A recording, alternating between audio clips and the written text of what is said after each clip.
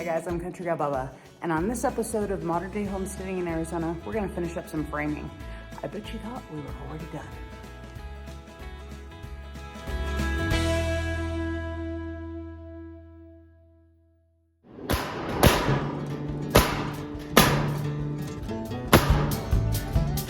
Most people would see this pile of scrap wood and think, man, that's a lot of junk.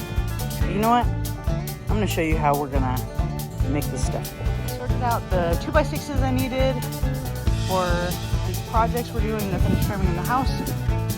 And I have my handy dandy little wagon. I know a lot of people just use a wheelbarrow, but I love a wagon.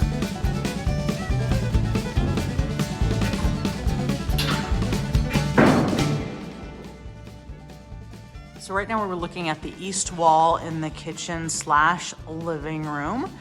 And we had to frame up all this stuff because that gable truss set flush with the outside of the wall for the OSB and the siding to go on right.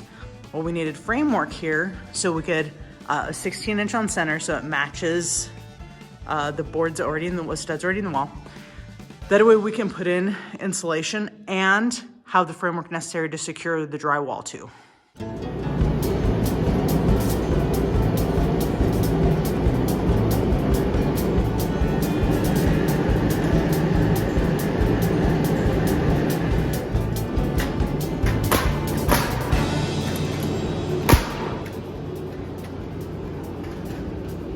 Now looking at the west wall in the kitchen / living space.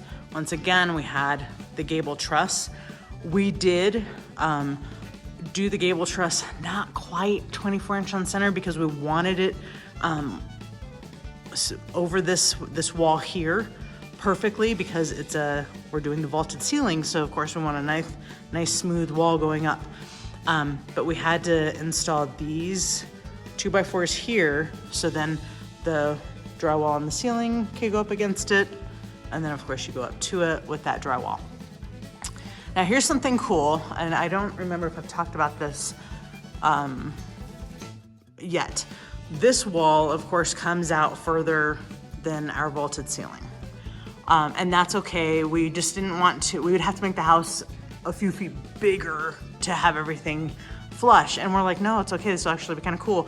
I like the idea of having kind of a big shelf up there to, I don't know, display some things. Right now I have an antique saddle, my grandpa's chaps and cowboy hat. It'll look so cool up there. And then we're hunters. So I told my husband, well, maybe if we get a mountain lion, we could have it sitting up there looking down on the living room. So we framed it all up. As you can see, we framed it so we're gonna put plywood up there so it'll hold whatever we just choose to put up there. And then right here, we were not going to expect the drywall guy to put drywall in that angle, right? So since we had to frame it up here, I told my husband, like, just line it up with the door for the laundry room. And so he did. And then of course you see that 2x6 coming out. That's so that drywall has something to be secured to. So this part, all these little boards you see in here and what I showed you on the other wall, that's why I needed that scrap wood.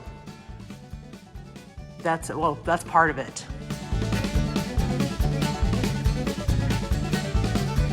Another reason why we needed the scrap wood is these blocks for plumbing. And I put in blocks on the wall where when the door opens, that's potentially where the doorknob will hit somewhere in this area. I saw this on Pinterest and I'm like, that's the greatest idea.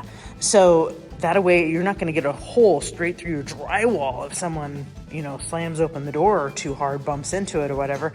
Of course, I'll put something decorative there to protect the drywall, but then this is so solid, like we won't even have to worry about it. So you see that there, and I did it in a couple of other places where I know the doorknob could potentially hit the wall.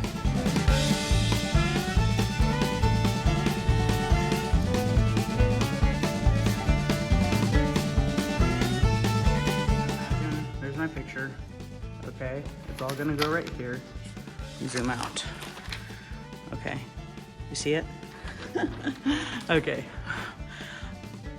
Because I'm gonna do the industrial pipe for open shelving, I needed to have studs, or blocks I should say, between the studs to ensure that I could put that hardware where I want, and so it's a solid piece.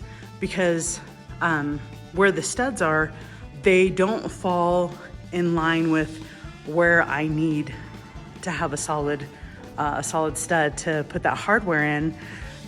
Typically when you put in standard cupboards, upper cupboards, you just drill your screws into a stud and it's inside the cupboard, like, so it doesn't matter. But with doing the hardware like I want to do, I have to make this just right. So I measured out from the corners about 2 feet. So that's why there's no blocking in the corners. That was not necessary for me. Measured out, and each of those things will be measured similar to standard cupboard size. Even over here, you'll see in that picture I had the vegetable baskets, my fruit and vegetable baskets that I have on the wall, and a little hanging basket. So I didn't necessarily need those for that, but what if I change my mind in the future and I want to have shelves or cabinets up there? Up here is the blocking for attaching the hood, the shelving there, and then it goes down a little lower here because I'm gonna have my industrial pipe pots and pans hanger right there, so I can actually display my cast iron, which is really cool. I'm excited about that.